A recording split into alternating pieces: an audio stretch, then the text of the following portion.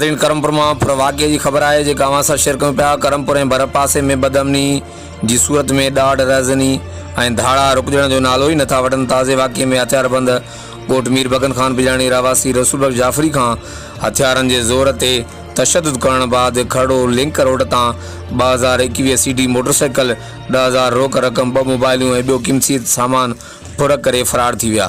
वाक़े ख़िलाफ़ ॻोठाणनि जो एहतजाज जे मौक़े ते ॻोठाणनि जो वधीक छा चवणु हो अचो त उन्हनि जी ज़बानी ॿुधूं था।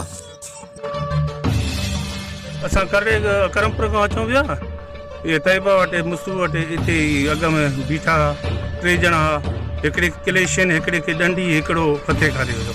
3 ॼणा बीठा बस वट सट करे मोटरसाइकिल 21 मॉडल फुरे सीडी ॿियो छा फुरे?